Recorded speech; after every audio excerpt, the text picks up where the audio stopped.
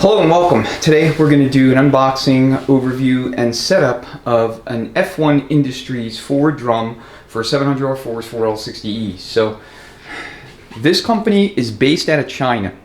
However, they have a warehouse in LA for distribution for all their parts throughout the United States. Now, as you guys know, if you watch my channel to any degree or extent, I never purchase parts from China, and that will continue to be my policy from now until I'm dead. And then after that, all bets are off. But customer acquired this drum, had it shipped to me, and would like to use it in his build. So, we're going to go ahead and oblige. And we want to do a thorough review of the drum so that we can determine if it's something we actually want to use in his build-up. So for context, customer is going to be building up a 700R4 for something like a 650 horsepower application, and he's going to be installing quite a few upgrades into this thing, including this drum. So let's go ahead and open it up and see what's inside. Now, I'm not sure if this drum is empty or if it's set up, but the package is fairly heavy, so be interesting to see if it's already loaded.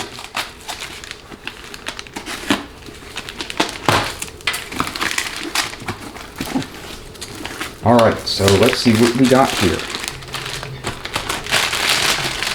So it looks like first it's going to be a top plate. This is a wavy plate.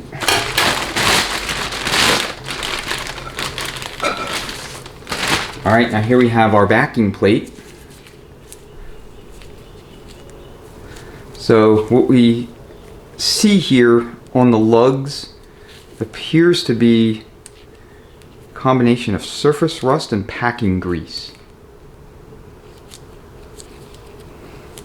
So the surface rust, no big deal. I mean, a little bit of sandpaper, it should come off. Okay. And then we have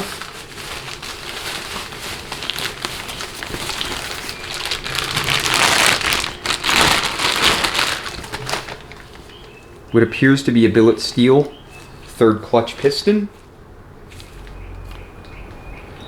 And looks like we have a dual lipped lip seal,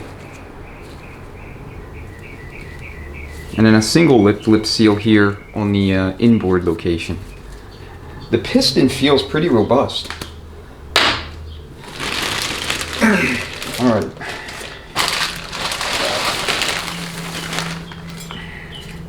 Now here's the drum itself, so it's obviously empty.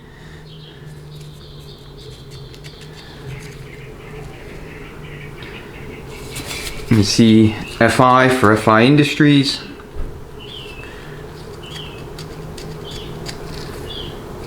So there's some grooving here at the base. Again, I don't know how critical that is. It's just something I'm noticing.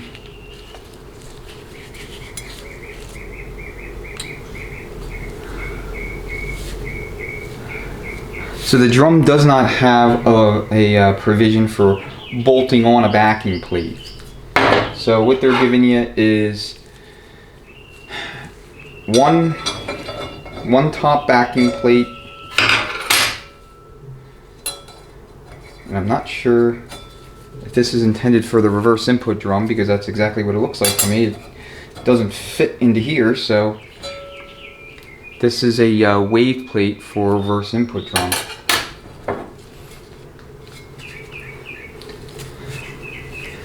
So this area in here seems to be nicely machined, probably on a CNC. I mean, the lugs are perfect. The radius here looks perfect, and the drum is partly polished here at the base, and the rest of it is new casting.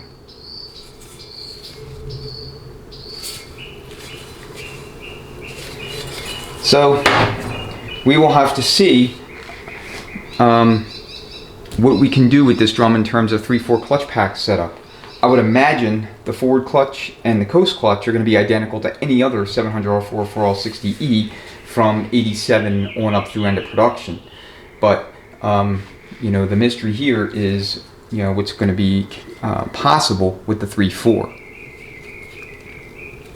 Okay, so there's no O-ring there. And here I'm talking about the O-ring that goes at the base of the drum's stator. I would have expected to see a reinforcement sleeve of some sort, like Sonnax puts in their drums, or, you know, something around this area, but it could be that this is a little bit thicker. It's just not apparent to my eye. So the intention here is going to be to mate this drum with a Sonnax billet steel 298mm input shaft, so that we have a very, very robust forward drum that can handle all kinds of power and torque. Alright, so at the filming of this particular segment, I don't have anything else. So once I acquire all the parts and we can build this drum up, we'll go ahead and bring you back for that, you know, for that build-up. And like I said, the real mystery here is what I'm going to be able to do with the 3/4 clutch pack. So, from your point of view, it'll be damn near instantaneous. For me, it's probably going to be a couple of weeks.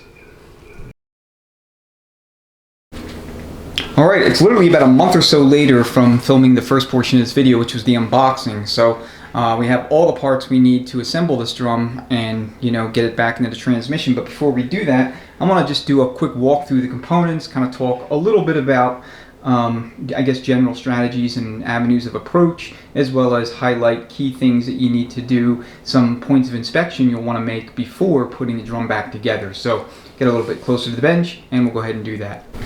Okay, the first things are going to be the you know, two largest and most significant pieces, and that is the Sonnax billet steel input shaft and the FI drum itself. So with respect to the input shaft, I mean, Sonnax generally makes you know, products that are good to go right out of the box, but like anything else, you want to perform a preliminary visual and physical inspection before you press the shaft into the drum.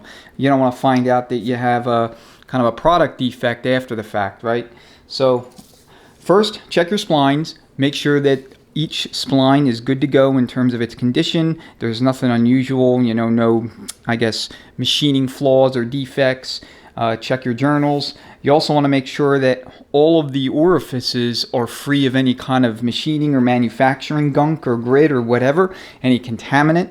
So the thing to do is to blow compressed air into each of these orifices to make sure that, you know, nothing comes out. And if so, then, you know, you'll have to make a decision either whether you can clean it or contact Sonnax or whoever the supplier or manufacturer is, and either, you know, maybe RMA it or get guidance from them on what to do next. Check these splines here, and then, you know, check your you know, 3 captured balls down here as well. You want to make sure that everything about this shaft is as it should be. Check your TCC feed ball. This is your feed capsule. Okay, you always want to make sure that that's actually moving like that.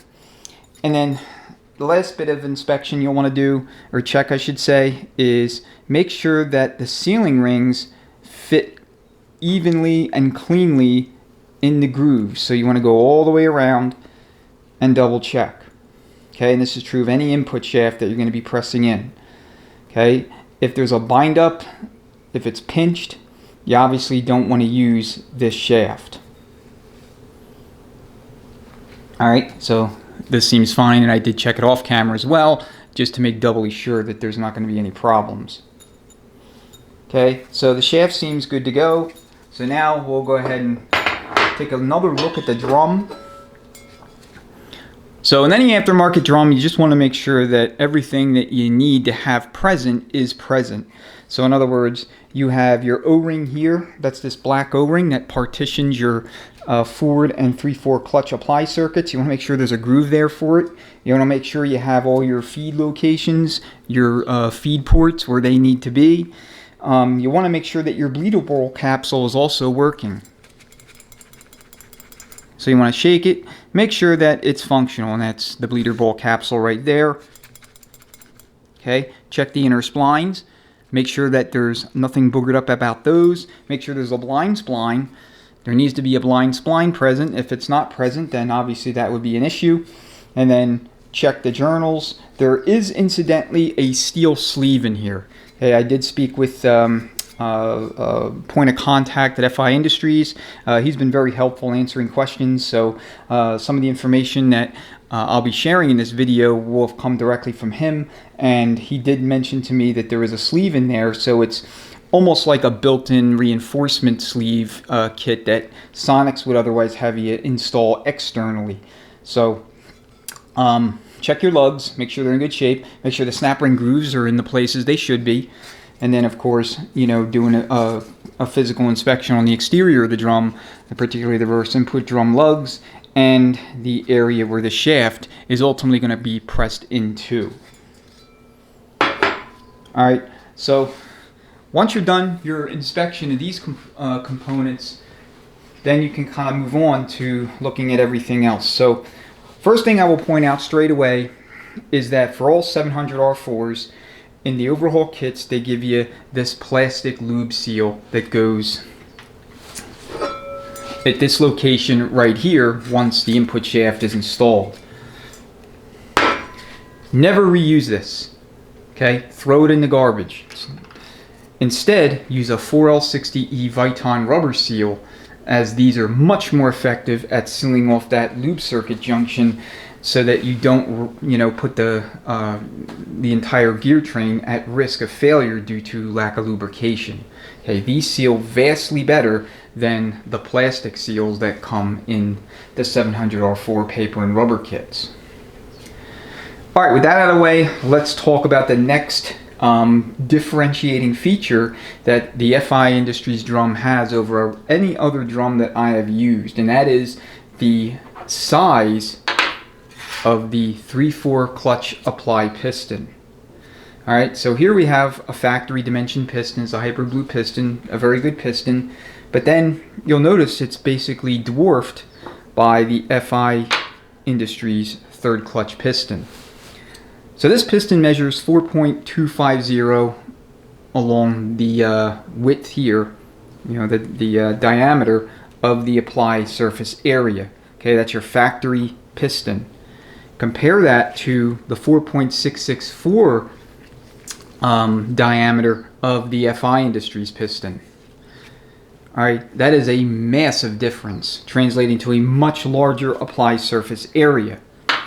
So whenever you increase apply surface area for any applied element, all other things equal, you need to compensate for that when you drill out your spacer plate for your calibrating your shift speed and firmness. So I'll get into the specifics around what you need to do with 700R4 and 4L60E spacer plates after we assemble the drum, but suffice to say I want to introduce that concept here so that you're aware of it.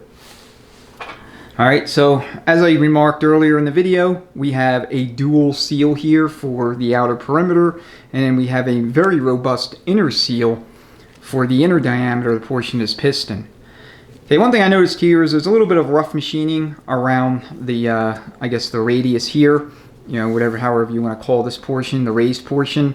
I don't think this is a big deal. I think it's just a manufacturing, you know, I guess byproduct.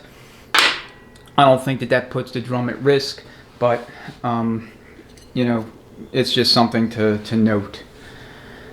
Alright, let's go ahead and talk about the return spring assemblies real quick. So, because we're doing a roughly 600 to 650 horsepower capable buildup, we want to use high rate return springs in both the 3/4 apply return spring assembly as well as the forward and coast clutch return spring assembly. So this is Transgo's high rate return spring kit.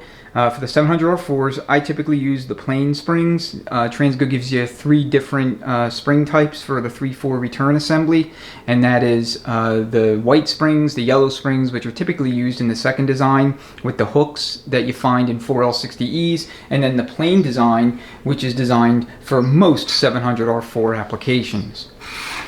And then they give you 1 set of springs for the forward and coast clutch return spring assembly.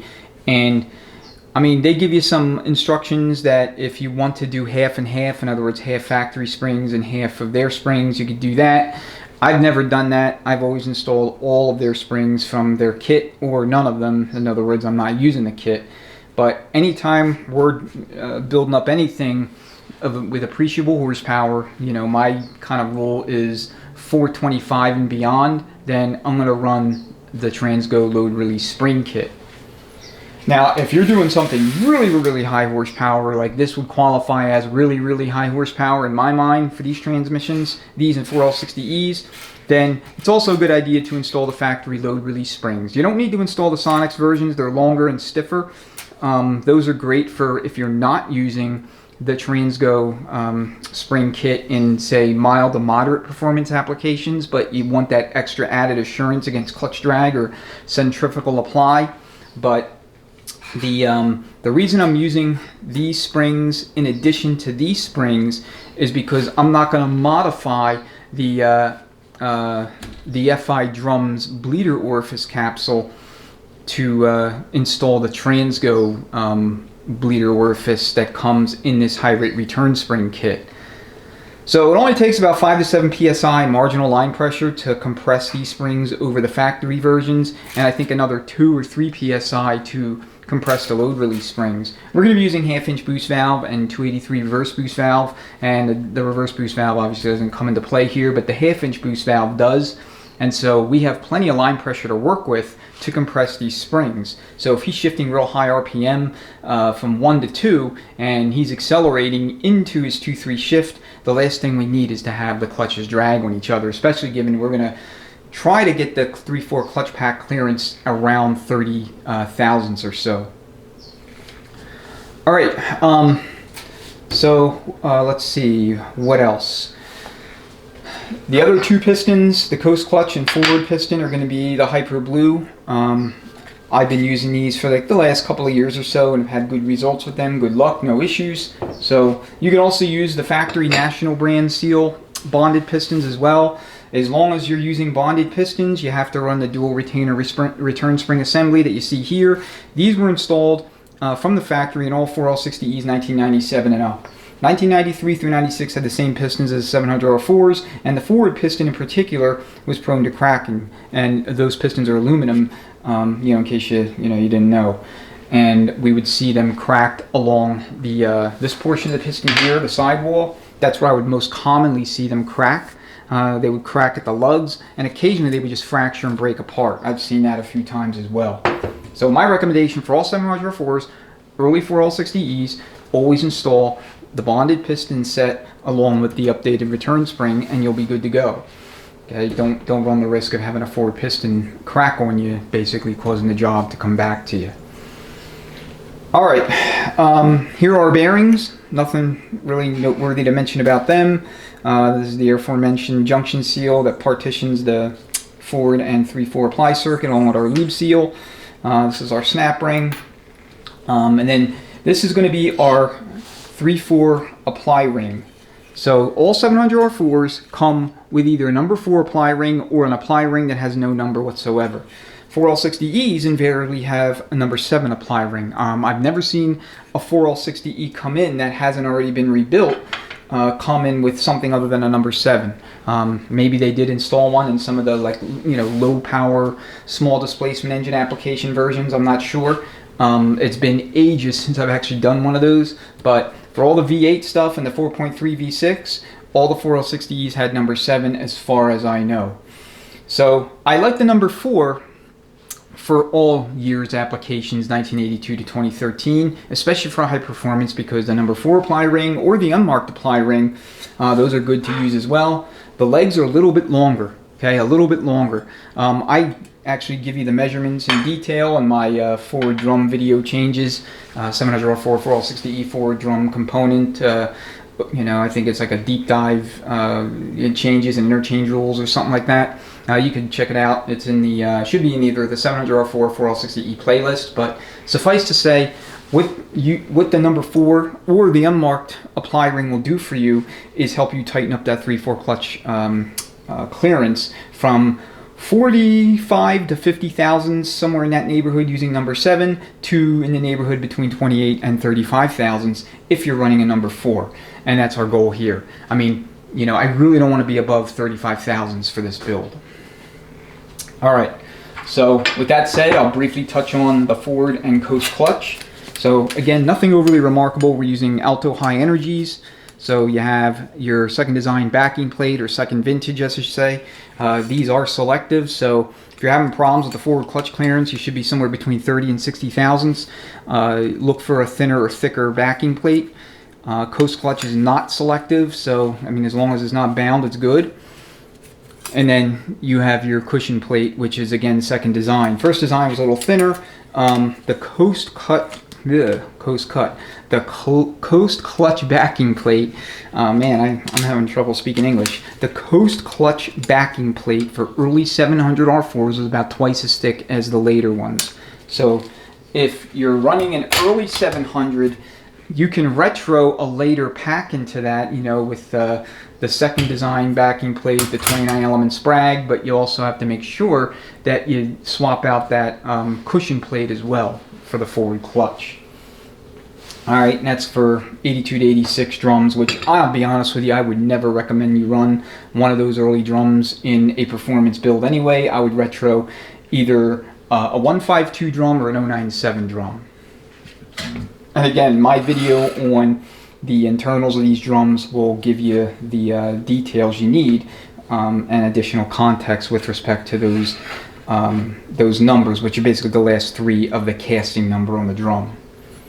Alright, now let's talk about the 3/4 clutch. So this is going to be the area where we spend most of our time once the rest of the guts are in the drum. Alright, so we have the following items on the bench pertinent to the 3/4 clutch. We have the initial stack up, which is what we're going to roll with.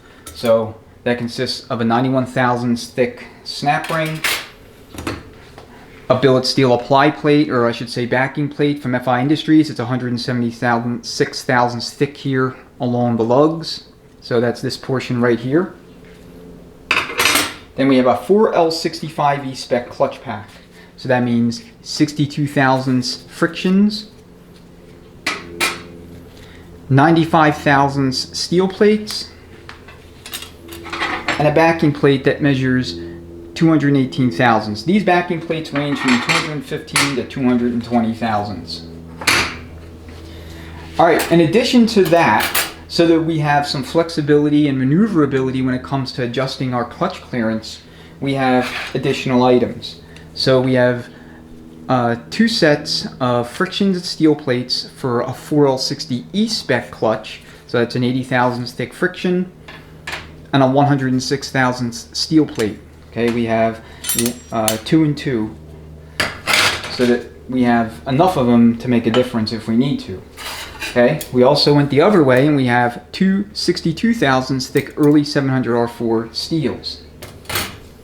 And then lastly, I have an additional apply ring set. This is a 700 R4 spec setup where we have the support and the apply plate itself. So this is 55 thousandths.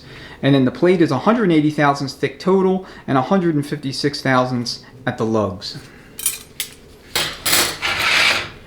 Alright, lastly, we have our forward Sprag assembly. So Borg Warner 29 element, this is what I use in all my builds. If you have the very early 700 R4s, they will have a 24 element dog bone style Sprag, except for January 1st, 1982 up to, I want to say, either March or April of 82, they actually had a roller clutch style assembly in place of the dog bone Sprag. If you have a 700 R4 very early, and you're not doing anything high performance, my advice would be to swap that whole Sprag assembly out in place of a 24 element Sprag assembly with a new Sprag clutch. Those those roller clutch style assemblies were very vulnerable to failure, even in, believe it or not, low horsepower, low displacement engine applications, but especially the V8s. And I mean, we're talking early 80s, and there wasn't a lot of horsepower to go around in general, so that should give you an idea of how weak they were. They were only installed for a few months, and then they were swapped out by GM for the dog bone Sprag style. Alright, and then last thing I'll mention is if you are running the Transgo hybrid return springs, make sure you install the snap ring and have this little spacer over top the return spring assembly, because you do, depending on what kind of press you're using, or if you're using a foot press or a shop press, you know, whatever the tool is that's actually making contact with the return spring assembly, it may bend this top retainer portion or damage it. So this steel washer there protects it so that that doesn't happen, and it's good to have around. I mean, I actually always use it regardless of whether I'm using high rate return springs or not. So anyway, I know that's kind of a lengthy overview, but I wanted to make sure you have the context, because once we go together with the drum, I mean, that's going to be relatively quickly. All I'm going to be doing is assembling it. So let's go to the press. We're going to use Loctite 609 retaining compound on the journal here, as well as the inner portion of the drum, to aid in sealing the shaft to the drum. I consulted with FI Industries, and he basically said press it in as you would an OEM shaft, and I mentioned to him I'm going to be using this, and he did not you know, tell me that there would be issues with that. So that's what we're going to do. That's what Sonnax recommends. You could also use red high temp Loctite as well. You know, that builders have found success with that. So all right, let's go to the press. Okay, so a couple things real quick. All these drums have a blind spline, female spline, and you should be able to see it there. Okay, right there at roughly the 9 o'clock position. Okay, if this is the 12 o'clock position.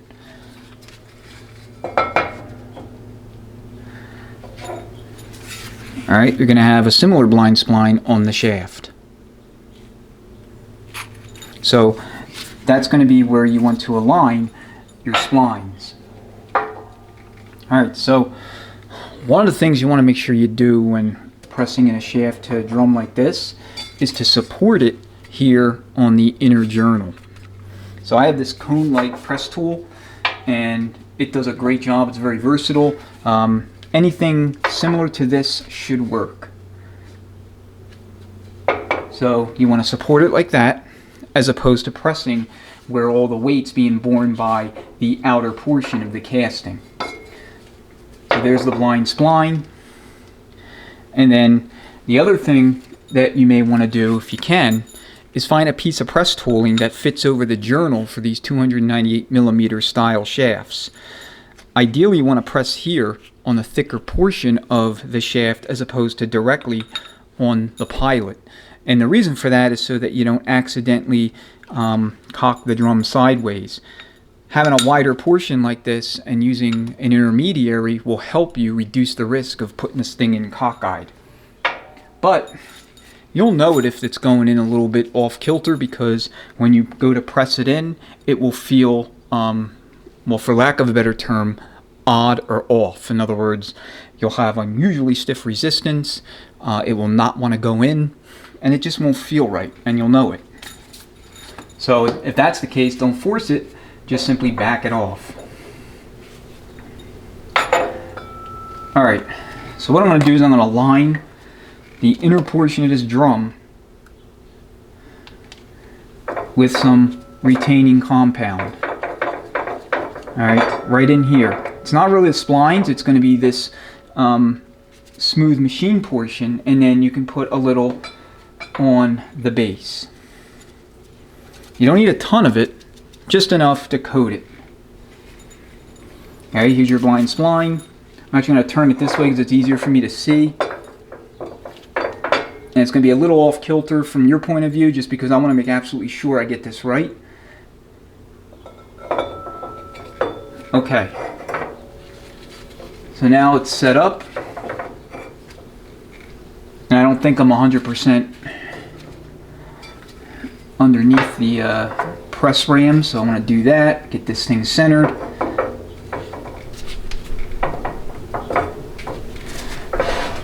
Move it here. I want this, actually gonna, because these press plates are not 100% perfectly identical. One's like slightly thicker than the other, so I just want one press plate. Alright, there we go. Alright, let me get this centered instead of, you know, messing around with it on camera, and then we'll start pressing it on.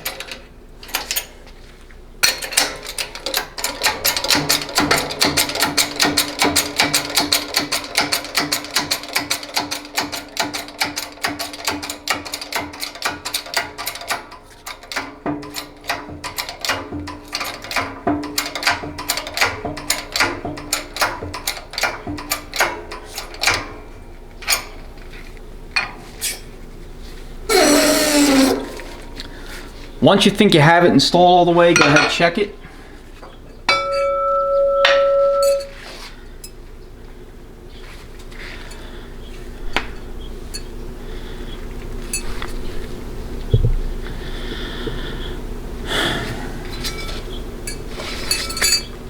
This is not fully installed, so you can see here a little bit of that orifice kind of protruding.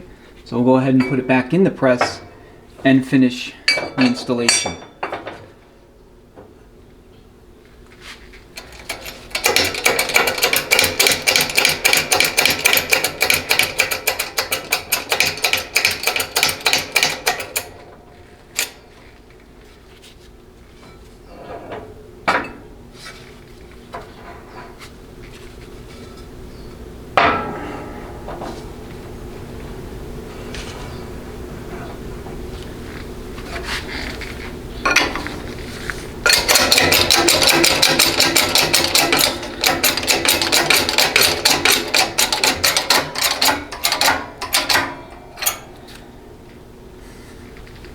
It is not wanting to go in anymore. Right there it goes.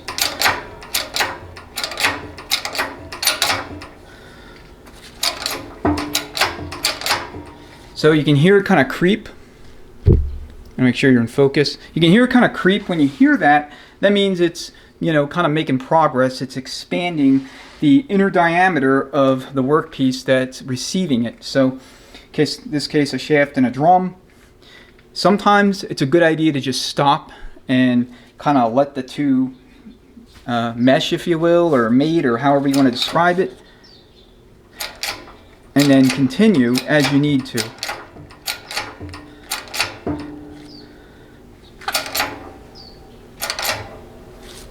All right. Check it.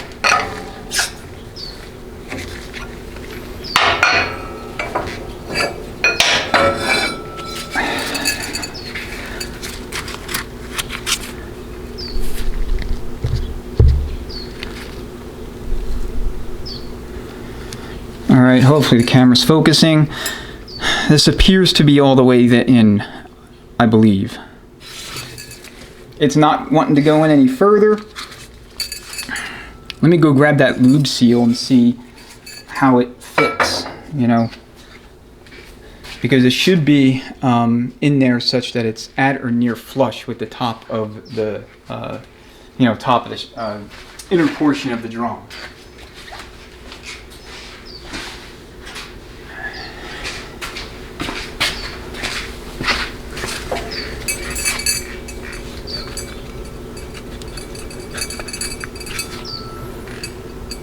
All right, so check down here, make sure there are no other orifices protruding. And we see that everything appears to be okay. I'm gonna have to wipe it down with a shop towel because it's, you know, a little bit of residual compound on there, but this is by far the highest risk procedure that you're gonna face during the buildup of any drum, if you're in fact going to press in a shaft. And if you're trying to repair a drum that was leaking here at the base, you always want to use compound, and you really want to scrutinize those female splines in the drum as well to see that they're not worn out.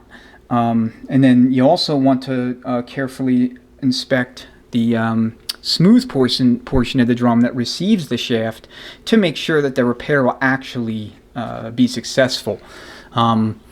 You know, maybe use a little bit of RTV black or something like that in there, a thin skim coat, but I personally never do that kind of repair. I mean, hardly ever, unless the customer's on an extreme budget. And I tell them straight up, if something goes wrong, it's going to be on them, because I don't guarantee those kinds of repairs. All right, let's go back to the bench, get this thing built up. The 3/4 clutch pack clearance is the other high risk area, in that there's a risk that you might not have all the parts you need to get the clearance that you want. But that risk is relatively minimal compared to the risk you face when pressing in a shaft into a drum. Alright, now go ahead and begin the build up. Like I said, this part should go by fairly quickly. Most of the talking and, you know, kind of theoretical or lecture portion of the video is basically done, other than the next segment, which is going to touch on shift calibration when using this particular drum. So we have our lube seal installed. We also have our O-ring installed. So just lather everything up.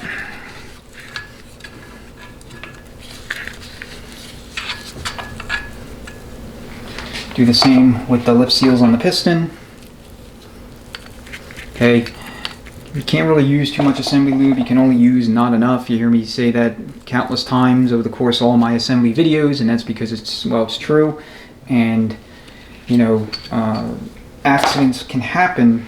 You know, lip seals, O-rings, things like that can get torn if in fact you don't follow that general mantra. Now, you could argue that you don't want to use too much lube on places where you need to have and maintain a firm grip. Alright, so just ease it in there. It's really no different than installing the factory piston. So now what we need to do is bring over our apply ring and our 3/4 clutch return spring, and carefully lower the 3/4 clutch return spring into the base of the apply ring. Alright. Now we're going to lube up our forward piston housing.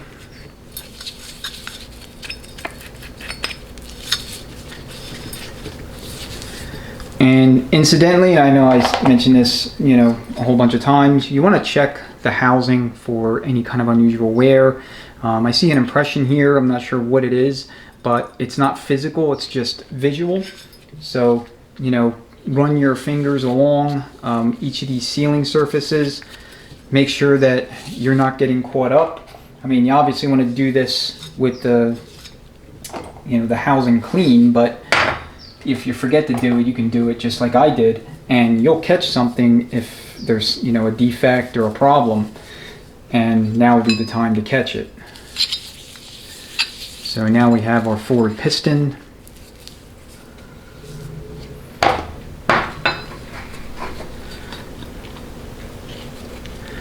Alright, carefully mate the piston with the housing.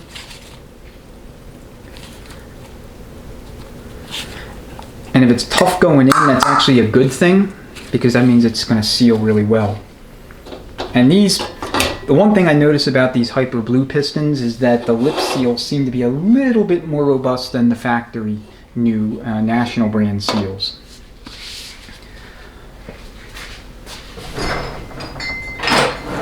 Alright, I didn't have my little lip seal protector tool on the bench, so if you have one, go ahead and install it. And then you're just simply going to line up your lugs with the large cutouts in the drum.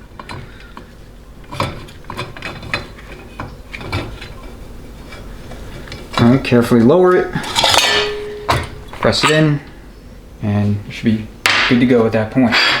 Alright, now your coast clutch piston.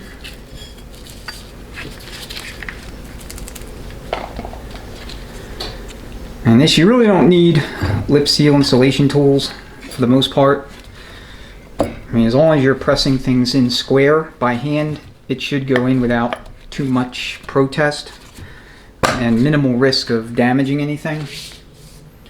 Alright, now your return spring assembly for those two pistons. Carefully lower it in. And then when you install the snap ring, you want to make sure that the snap ring is engaged by all four of these locking bosses. Okay, if you don't do that, then you run a slight risk of having it pop out, though I've seen many a 4L60 700R4 come in where only 3 of the 4 are engaged and didn't pop out, though I have seen a couple, believe it or not, that did pop out that were, again, only engaged on 3 of the 4 locking bosses. So just keep that in mind. Alright, I'm going to go install this onto the press, and then we'll be back and we'll go ahead and put that Sprag assembly together and then start putting the clutch packs in.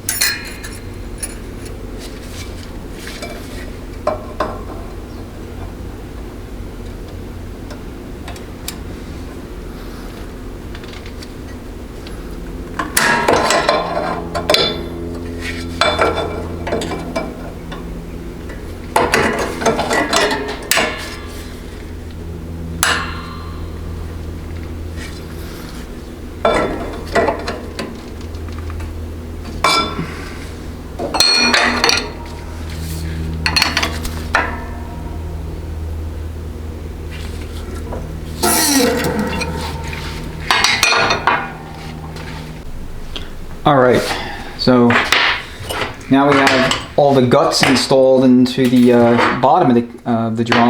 Let's go ahead and put this Sprag together, and then we'll fill the rest of it with clutches and steels, backing plates, and cushion plates. So here's the part number for the 29 element Sprag assembly. It's 29236AM Borg Warner. That's what I recommend you use. This part number is going to be a catalog number from my hard part supplier. Oops. So, a couple of things you want to inspect. Make sure that this race is nice and smooth. Okay, it should not have any scoring in it, any kind of damage or defects of any kind. You also want to check your splines here. Make sure that they're good to go and that they're not worn out. One thing you can do is grab your sun gear and just check the mesh. All right, there's going to be a little bit of freedom of movement, a little bit of play. That's perfectly normal, but it should not be excessive.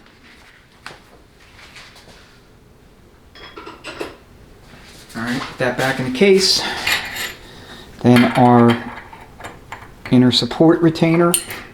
Oops, almost dropped it.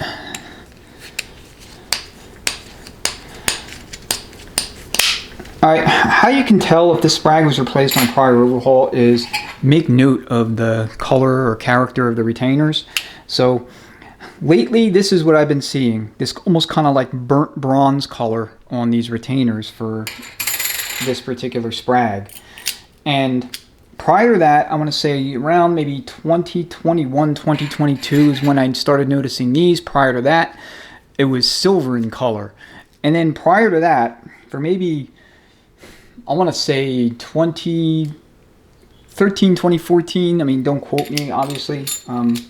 Memory is not going to be perfect, but they had a different bronze color, but it was more of a traditional bronze, and the radius here at the junction between the side and the top was rounded. So if you notice that you're pulling apart a unit that you know somebody else has worked on, check that, and you can tell sometimes if the Sprag was replaced, because customer may have been told the Sprag's replaced, but the Sprag failed.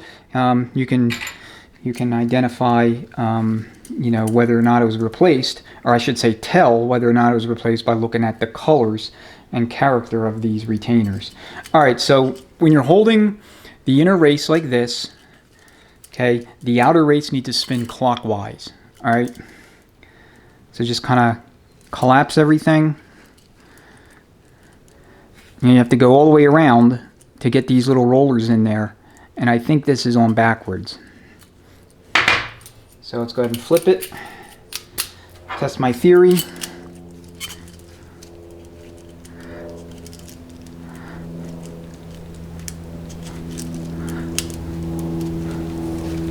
New Sprags are going to be a little bit tricky to get installed fully. That's normal. If you've not done this before or it's your first time, you may be tempted to think that there's something wrong, that the Sprag was made incorrectly, but it's almost always never the case. Alright, so this is the rotation you want to see.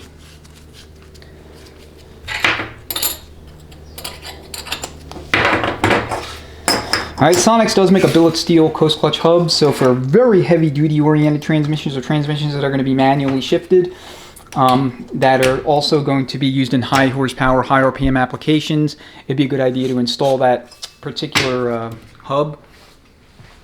And I want to say it's not, it's obviously not cheap. I'm going to say it's about $275. So one of the things I like to do as a part of a quality control memory device, if you will, is whenever I install a one-way clutch or put one together, I will put an arrow in the direction of rotation so that I know that I installed this and put it together correctly, and that when it goes in, it'll function as it should. Alright, these bearings are already pre-soaked in Deck 6, so let me move the camera over and we'll start filling the drum up. You can put a little green assembly lube there if you want as well. It's not necessary in my opinion, but you can do it if you'd like. Alright, let's get our clutch pack. So here's our forward clutch, here is our coast clutch. So this is very simple. Steel clutch, and then backing plate.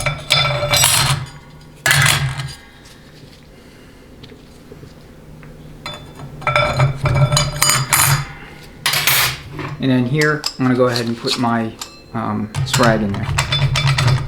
Just spline it on, make sure it's 100% engaged and all those frictions, and then, you know, all 2 of them, and then proceed to your forward clutch pack. So cushion plate, bottom steel, friction, so here's the rest of the pack.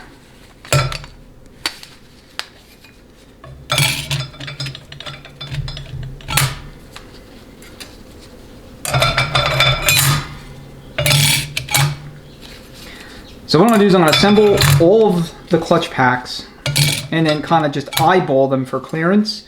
With the forward clutch, you can measure the clearance with a set of feeler gauges if you want, but I wouldn't do that before you started working the clutch with air. You always want to work the clutch, apply and release, just check and validate function, and get the clutch pack moving and working so that when you do measure your clearances, you'll, much more likely to be accurate with your numbers. All right, let me get a screwdriver.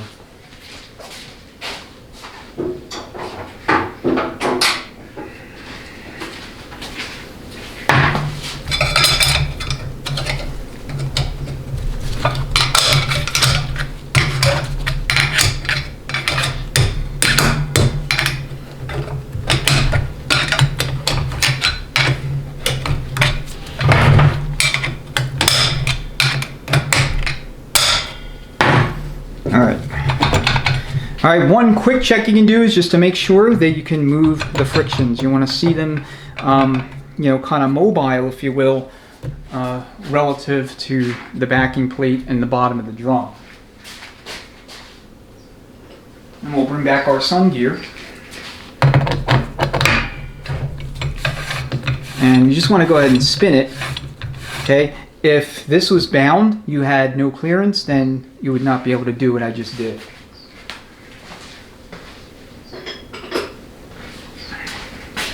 All right, now for 3/4. So we'll go ahead and install the 4L60E spec backing plate. All right, and I know I have to prep this backing plate. I'll do that off camera, but I want to dial in my clearance first. So steel clutch, steel clutch, steel clutch, steel clutch, till you run out of them, and then apply plate, or excuse me, backing plate and snapping ring. So this is the pressure plate or apply plate, and then the plate that goes on the top is the backing plate and the snap ring. Did I say snapping ring? The snapping ring. Install that snapping ring. Some snapping rings are more difficult to install than others. All right, so at this point you should have a good idea of what clearance should look like based on the relationship between the flats here on the plate and the bottom of the lugs for the snap ring. If you're way below or above it, then you know you need to make adjustments, and there's no point in installing the snap ring. All right, battery's about to die, so I'm going to change it out, then we'll install the snap ring. All right, let's install the snapping ring.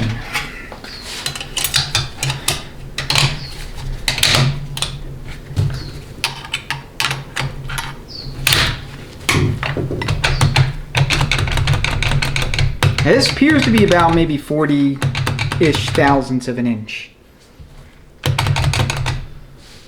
So we'll see. All right, with all that stuff in the drum, it's time to fire up the air compressor and start air checking and measuring clearance. So I'll measure the 3/4 clutch pack clearance. We'll make an attempt to dial it in perfect, and then I'll measure the forward clutch clearance as well. I'm going to take the 3/4 pack out to do that, then I got to prep that plate. All right, the air on. Now we're going to go ahead and air check the 3 clutch packs. So I'm going to just take the drum out of the little hole here on the bench, preferably without banging it every step of the way. So this is going to be your 3/4 clutch pack feed. This is going to be forward, and then this is going to be coast clutch. So I'll turn it this way so you can see at least the 3/4 pack apply. Maybe you can see others. So I'm going to do the 3/4 clutch pack first. And what you want to do is put air. You only need about 50 to 75 psi air. And what I'm looking for here is just simply good solid apply. And I'm going to try to move the clutch pack around like this when it's being charged with air. If I could do that, then there's a major problem inside the drum, most likely because I cut one or both of those lip seals. Alright, charging it, it's rock solid. Okay, let's go ahead and do forward.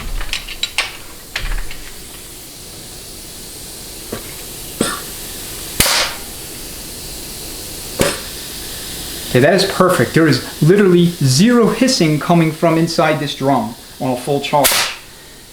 If you had a problem with the forward piston housing, you would hear hissing coming from deep within the drum. On a serviceable forward piston housing with a brand new bonded piston in there, it should sound just like that. In other words, a whoop, then nothing as you're leaving the circuit charged. And then some air whooshing out of the orifice there on the shaft when you release the nozzle. That's how it should sound.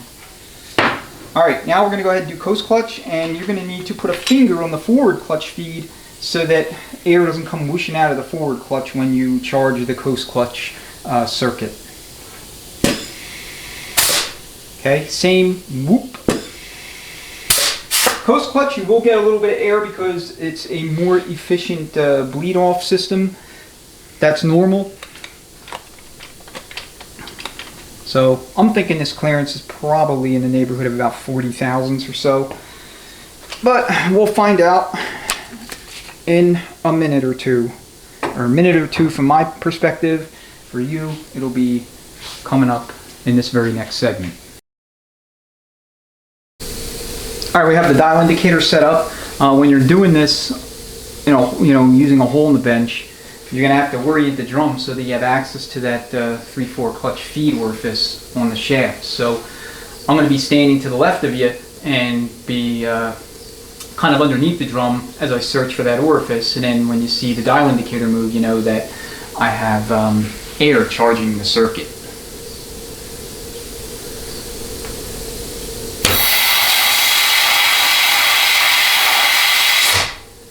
Alright, that's 58 thousandths. We're not quite returning to zero. One other thing I failed to mention, you want to kind of press down this pack a little bit. Alright, especially if you're using feeler gauges. Alright, we're back to zero. Let's do it again. Okay, 58 thou seems to be what I keep coming up with.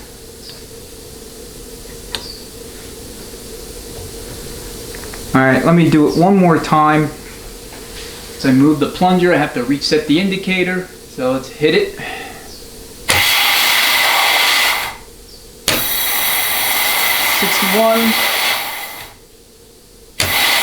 Alright, I must have moved it again. Yep, I moved it off. So it's getting hung up on the snap ring. There it goes. So I'm going to call this at 58 or 59 thousandths as it sits. So, kind of switching the indicator aside. Now I'm going to see what I have. I could shrink this by roughly 30 thousandths of an inch.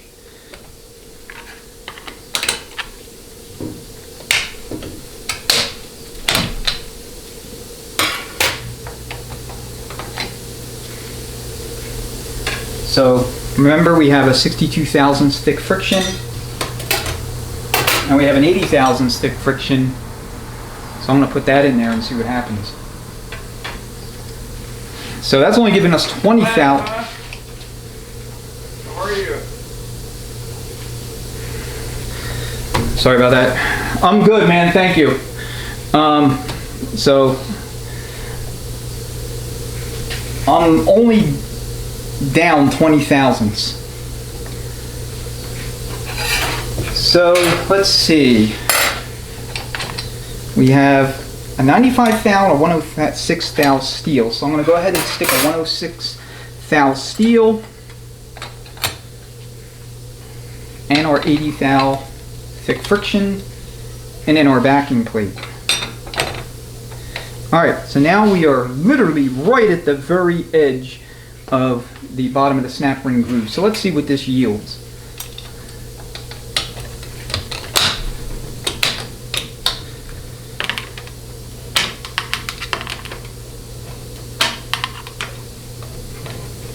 And it may not actually get in there.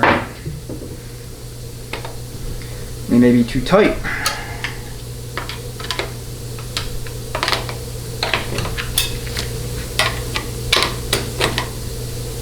Yeah, we're bound, so let's take out one of those two things. Yep, we are bound. So I'm going to pull this out and put our 95 thou thick flat steel back in.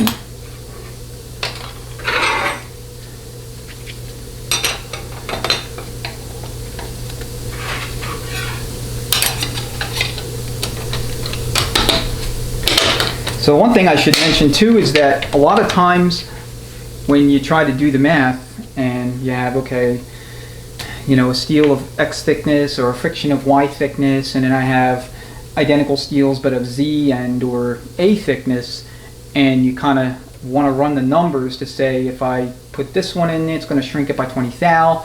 A lot of times the math actually doesn't correlate. In other words, you might think you're shrinking at 20 thou, but you're actually shrinking at 30 thou, and I think that's what happened in this case. So let's put the indicator back into position.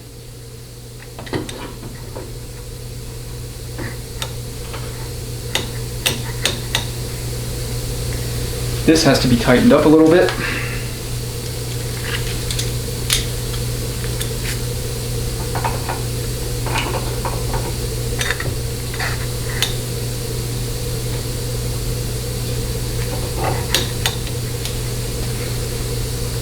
Alright, zero it out.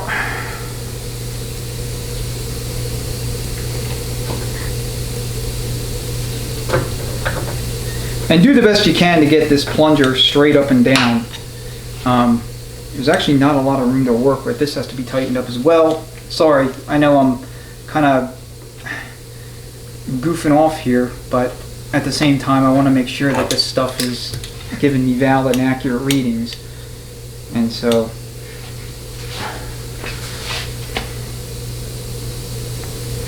I'm going to shift the camera just a little bit.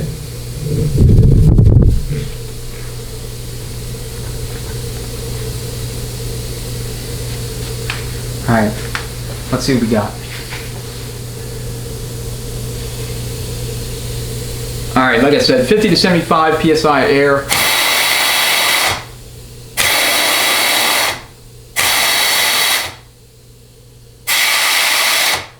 Alright, indicator's moving all over the place. There's this little bevel here. The way this plate is made, it's provides almost a razor thin flat spot on the plate to index your plunger on your indicator, so that's why I'm struggling a little bit.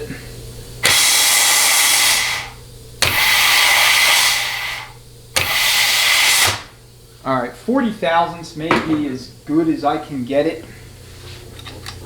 which kind of sucks, but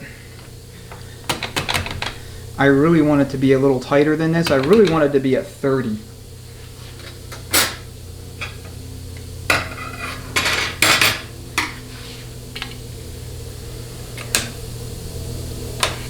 But I don't know if I'm going to actually be able to get there, to be perfectly honest with you, based on the way this plate is shaped, because any tighter, I'm probably not going to get the snap ring installed. So I'm thinking what I need to do is talk to the customer, see if he actually truly plans on racing this, which he has told me that that's not something that's in the cards. It's a show vehicle, a cruiser, part-time driver. He just does want to have fun with it and get on it every once in a while. But as I'm thinking it through and maybe talking it out with you guys, I'm thinking the load release spring should still be installed. Again, we're dealing with a 600 to 650 horsepower engine. Even at 40 thou, we don't want clutch drag.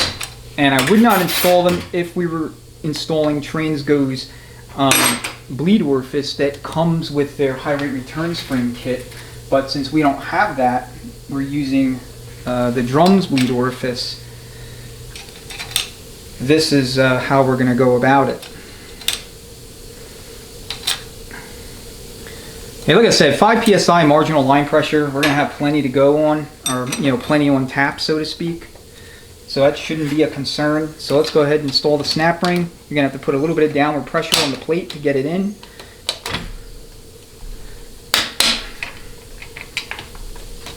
And the clutch pack is nice and loose in there, so that there's basically zero risk of centrifugal apply or clutch drag. All right, we're going to go ahead and check clutch apply. And basically the purpose for me doing this is to just ensure that there is nothing unusual going on with the load release springs installed. And I don't think there would be, but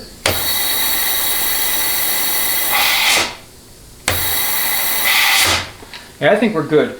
The other thing that's a mitigating factor, in other words, argues in our favor for using the load release springs here in a high horsepower, high RPM application, here we're talking about like 5,500, 6,000 RPMs, is the apply surface area of the piston itself. Recall that I said that anytime you increase apply surface area, you're going to, all other things equal, same amount of volumetric flow to that piston. If you increase the apply surface area of any piston, you're going to increase the speed in which it's going to apply, because there's just going to be more surface area to bear to push that piston forward against the clutch pack to compress it. Or in the case of the servo and band, the servo and application of the band. So in this transmission, we're kind of using both. There's examples of both. We have this large apply piston for 3/4, as well as the Sonnax super hold servo for 2nd and 4th gears. So when you calibrate your shift speeds, you're always going to do that in relation to torque converter stall, vehicle weight, rear gearing, and to some extent customer preferences and usage pattern. But all those things are going to be driven by how the vehicle's set up. So in this case, we can probably be a little bit more conservative on the 2-3 feed, in other words, the feed hole in the plate that applies the 3/4 clutch, than we otherwise would with a factory piston in here. So we have a bigger piston. I'm not good at math, especially math concerning circles and area and pi times diameter or pi times radius. So I don't know how much of a delta it is between the surface area of this piston and a factory one, but suffice to say it's pretty significant based on the measurements I did take. Alright, now we'll measure clearance for the forward clutch. I actually don't have to take the 3/4 clutch pack back out to do this. So what I'm doing is I'm fitting 59 thousandths worth of feeler gauges underneath the forward clutch backing plate, and it is a very tight fit. So make sure you can see those.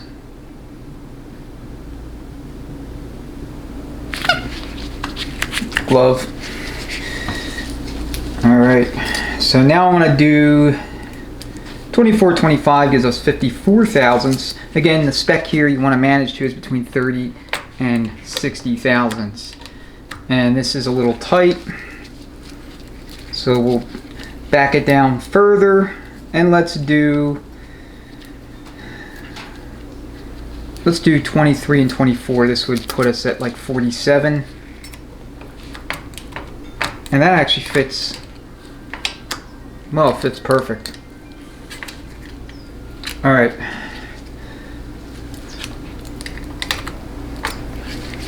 So happy with that. Okay, so now we're ready to move on to the calibration portion of this video. We want to discuss things you have to do to the valve body and spacer plate for both a 700R4 and a 4L60E, depending on which one of these transmissions you're actually using this drum with. Alright, in this section I'm going to talk about calibration and other things that you need to do to facilitate the installation of this drum. So first we're going to start with the reverse input drum. FI includes a waved or cushion plate that will take the place of the top friction in that drum, and I'll explain why they have you do that, and then we'll go over to the valve body and spacer plates for both the 700R4 and 4L60E to walk you through what specifically has to be done there with respect to the drum. So let's get a little bit closer to the bench, and we'll start with the reverse input drum. Alright, so as you can see, we have the reverse input clutch here. So this is the clutch pack, this is the backing plate and snap ring, and then this here is the clutch that we are going to displace in favor of the FI cushion or waved plate that they have you install. So you're going to run your Belleville plate like you normally would. Then you're going to go ahead and install your bottom steel. and then your friction, steel friction, and so forth, until you get to the last flat steel in the pack. Then you're going to install this wavy plate over top that flat steel, and then you have your backing plate.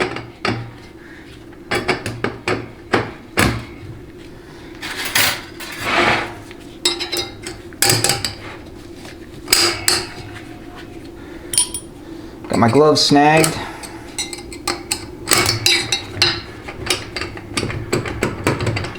Alright, so we want to see 30 thousandths in this drum. Ideally we want to see 40 thousandths at minimum. So I'm going to actually go right to 40. So I'm going to use a 21 and a 22 thou feeler gauge.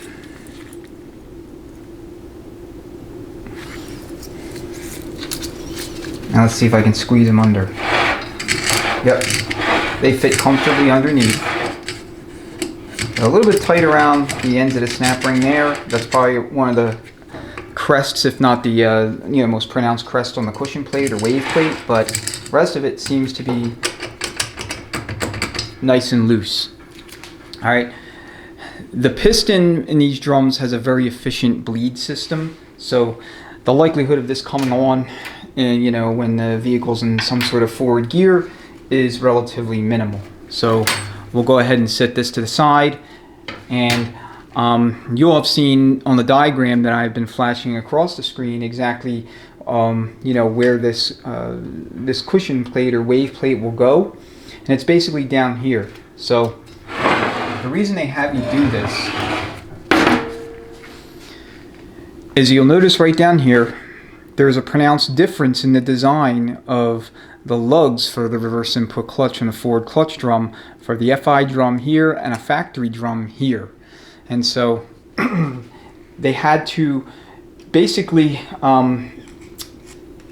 for lack of a better term, cast this otherwise gap that exists on the factory drum. They had to basically redesign this entire area to facilitate the larger diameter third clutch piston that they include with this kit and that this drum is designed to take. So excuse me. So that necessitated changes up here in the lug area, and in the course of their development and testing and whatnot, they must have determined that the reverse input clutches were either catching or getting hung up somehow here inside the reverse input drum, because you basically have a ledge. Okay, you basically have a ledge that stops the top clutch, and so it was hanging up the reverse input clutch pack as a whole, whereas on your factory drum no such ledge exists. Alright, now the clutch is not going to go all the way down below the lug line, and regardless of what drum you're using, but because of the designs that this drum has in this area, I should say design, not designs, design of these lugs, it necessitated a change to that reverse clutch pack, reverse input clutch pack I should say. Alright, let's go ahead and talk about calibration.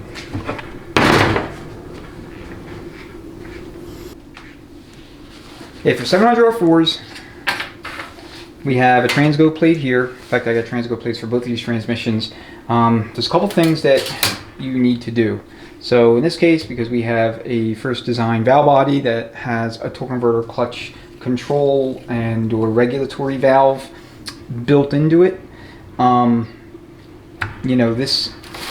this necessitated us plugging the spacer plate right here using the plugs that Transgo provided.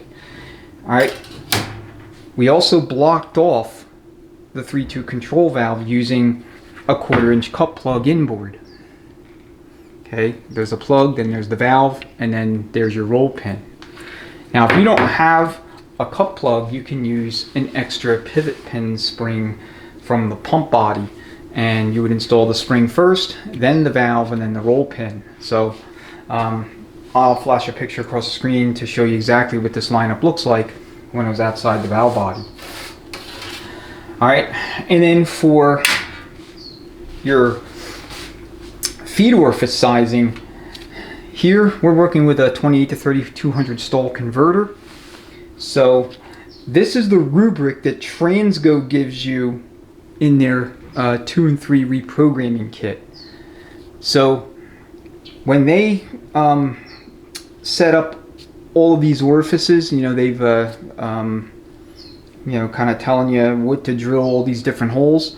It's based on a factory stall converter. Now, and I'll go through them individually in a second, but since we're going with a higher stall, we're also going with a billet servo, and we're also going with a drum that has a much larger billet third clutch piston, we do have to compensate a little bit, and we don't want to go overboard with the you know, with the drilling out of the holes. So I'm using what is essentially their stock converter rubric for high performance in that Transgo 2 and 3 kit for something with 28 to 3200 stall.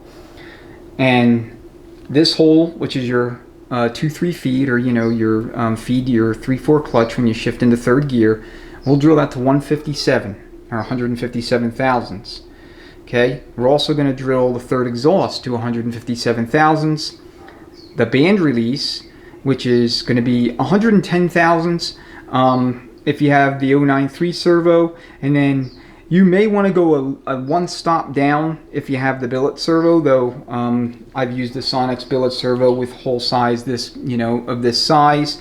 In fact, that Nemesis video is a good example of that, and it worked perfectly fine. Okay, this is going to be your fourth gear feed at 157 thousandths. And then when it comes to your second gear feed, so it's going to be band apply on a 1-2 shift. If you're in a factory, working in a factory stall, or maybe up to 2200 or so, I might recommend just not drilling this at all. For our purposes, we're going to go between 76 and 86 thousandths, somewhere in there. I have to have one final discussion with the customer to kind of talk him through all this, give him my recommendations based on his setup, his preferences, etc., because we already have the rest of the information known. He has an axle ratio of, I want to say 3.31 to 1 and 26-inch tall tires. So, you know, that's a relatively tall ratio. It's, you know, consistent with factory sizing that existed for the 4 speeds at the time. So, you know, I believe the 700R4s, most of them receive 323 ratios, and then for some of the passenger cars like F-bodies or Corvettes that got manual transmissions, like the 5 and 6 speeds, I think the ratios were a little higher, like 342 or so. Not a big difference there. I mean, he's kind of right in the middle, so I'm treating this like as if it was a otherwise factory setup, just with an engine making gobs and gobs of power. So anyway, that's the 700R4. These transmissions are a little bit more tolerant of feed orifice sizing than their descendants, the 4L60Es. So let's talk about those transmissions now. Alright, so again, same type of Transgo separator plate. This is the 4696. This valve body, incidentally, is a 94 valve body, but for our purposes, it doesn't, you know, vintage, year, all that does not matter. So what they have you do, what the instructions indicate, and I'll again flash the diagram across the screen for these transmissions, they have you block off the 3-2 control valve inboard as well as the 3-2 downshift valve inboard. Okay, that's what they are instructing you to do to facilitate, you know, the installation of this drum. And then for your clutch feeds, all right, ignore these orifice sizes for now. This is for something else. But for the 2-3 feed, they recommend a maximum of 125 regardless. And you know, same is going to hold true with band release. You really don't have to drill the 3-2 downshift if you don't want to. It's up to you. It really, to me, this hole is kind of dependent on how the test drive goes. If you feel like the downshift's a little sloppy, then maybe you drill it, but you have to remember you're likely installing this drum in a performance application where Transgo hybrid return springs have already been installed, and so when the 3-2 releases, those high rate third clutch return springs are going to basically push that clutch off of the backing plate, or allow it to release rather, and it's going to do it relatively quickly compared to the factory springs in that same return spring assembly. Okay, fourth, 110 to 125 thousandths. Fourth gear isn't really dependent on what you do with third gear. So the main takeaway here is that they really want you to limit your sizing to 125 thousandths, otherwise the shifts may be overly harsh. Okay, manual low, again, it's kind of user's choice. If you feel like you need a little bit more speed to apply there, you can drill that up to 93 thousandths, maybe even beyond that. It just really depends on what you're trying to accomplish and, you know, the other attributes about your overall powertrain and vehicle and all that. So anyway, I wanted to discuss calibration so that you had the full picture of everything that you need to do if you decide to go with this particular drum kit from FI. So now I'm gonna step back a little bit and offer my final thoughts, and you know, we'll wrap up this video. All right, so what do I think about this drum? Should you use it? Do I recommend it? First, let's talk through the pros and cons and kind of see if we can get there organically by simply arriving at what I would call a net argument, either for or against, based on what our pros and cons list looks like. So first we'll talk about the pros. The pros are, chief among them is that oversized third clutch piston. Okay, one of the biggest weaknesses in these transmissions, this whole transmission family, is the relatively small size of the 3/4 clutch applied piston. You know, the bonded piston was somewhat of an improvement over the aluminum piston from the factory, though I would say the improvement isn't huge. I mean, you know, they're both the exact same size, they have the exact same applied surface area. Whereas this drum increases that surface area by, I would say, at least 30 to 40%. And again, math is not my strong suit, so it may be significantly greater than that. It's very much larger, noticeably larger and measurably larger than the factory third clutch piston. So for the sake of like, you know, arguments for, that is a huge selling point. All right, the drum itself appears to be very well made. It is finely machined, cast, and like I said, it looks like everything was done on a very precise CNC machine of some sort. And again, I'm not a machinist, you know, I'm not an engineer, so I can't really comment any further deeper than that, other than just my visual and physical impressions of it. Alright, relatively easy to work with. There was nothing unusual about it. I didn't encounter any oddities during setup, so that's always a good thing. I mean, you never know when you're working with an aftermarket product, especially a new product that doesn't have a lot of exposure or penetration in the marketplace yet, and this product is essentially brand new. There's always that possibility that you run into some challenges, or, you know, something just doesn't work quite right or fit. I mean, that's always the case with aftermarket stuff. And you know, my major source of anxiety, to be honest with you, was how this drum would receive the Sonnax shaft. Would there be a problem? Would it get bound up? You know, would it break or crack on me? Like, those are all the scenarios I was running through in my mind, and, like, you know, how I would handle that. And especially given that the customer provided to me this drum, I didn't source it myself. I never heard of the company prior to me working with him. So anyway, everything went smooth. I mean, everything, you know, for the most part, gave me no issues. All right. So those are the two major pros. The other major pro, if you will, the argument for usage, is the cost of this drum relative to its peers. And so I had to actually get that cost from my contact. Right now they currently don't have a website that you can go to just, you know, take a look at it and, you know, view the specs and purchase it if you wanted to. They're in the process of getting that set up for the US market. But suffice to say, the drum is $368, I believe, or maybe it was $386, one of those two. I apologize, I should have wrote it down, but I'll flash it across the screen. And even at $386, it's under $400, or maybe a little more with shipping. and it does ship from the United States. They have a warehouse in Los Angeles where they import everything and stage everything for transshipment across the country. And so you're paying about $200, maybe $250 less for this drum relative to Mason Smith's 4L79 drum, and about $400 or so less than the Sonnax Smart Tech drum, assuming you buy just the drum, not with the shaft pressed in it. So again, a little more cost effective for something that appears to be very well made. Now, this is me talking about it with it on the bench, okay? So this is a kind of a good segue into the cons. The first con is obviously it is so new to the market. There has not been a lot of seat time that I'm aware of, you know, and a lot of feedback and a lot of first-hand experience yet from builders that may have been using this drum. So we don't know a whole lot about it from a, you know, real-time feedback perspective. So, you know, if you decide to use this drum, you'd be like an early adopter. And there's always risk when you adopt a product and very early in its life cycle, especially if it's, you know, somewhat substantial in terms of cost and time and effort. You know, if the drum does not work out, or whatever the product might be that doesn't work out for you. So that's kind of, for me, the chief con.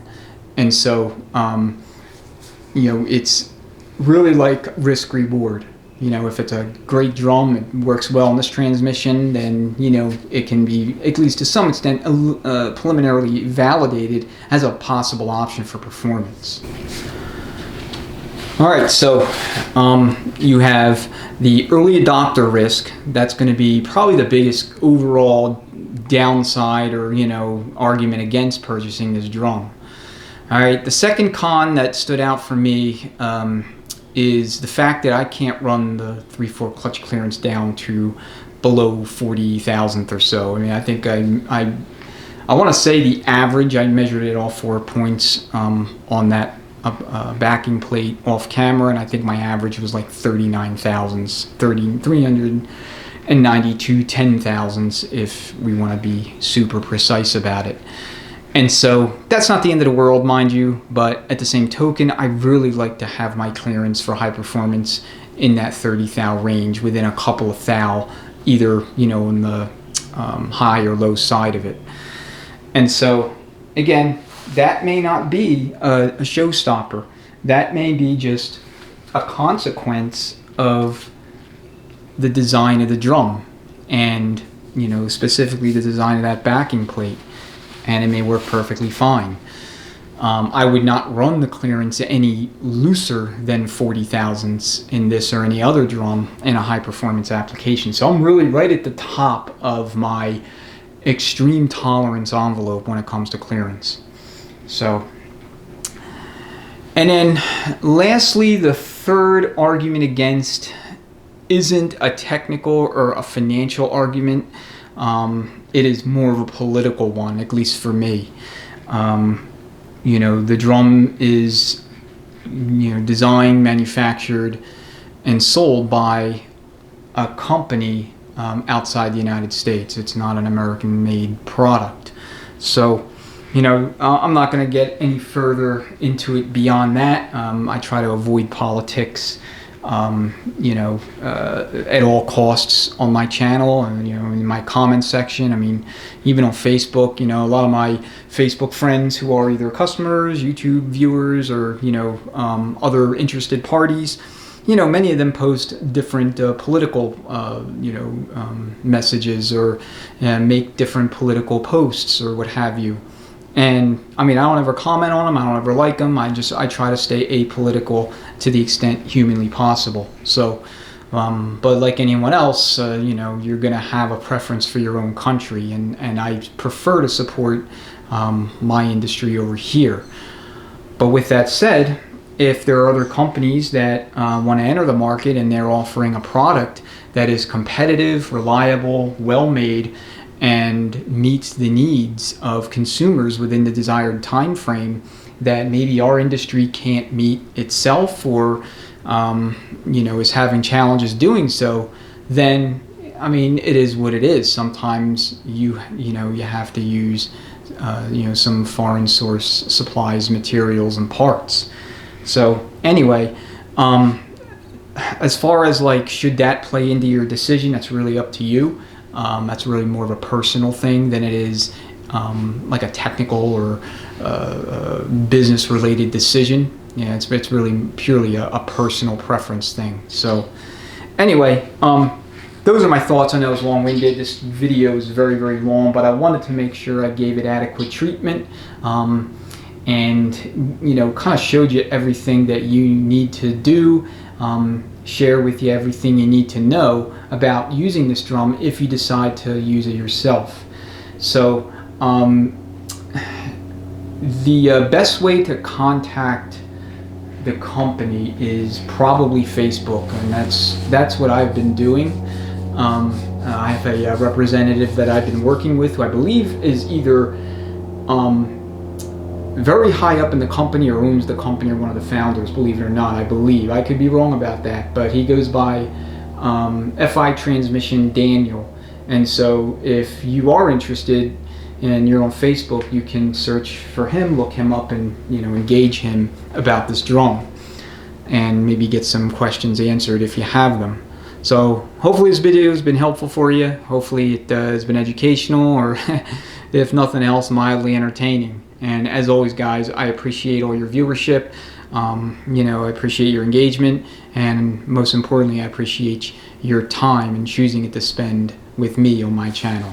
So enjoy the rest of your day or evening. Thank you again, and look forward to seeing you on the next one.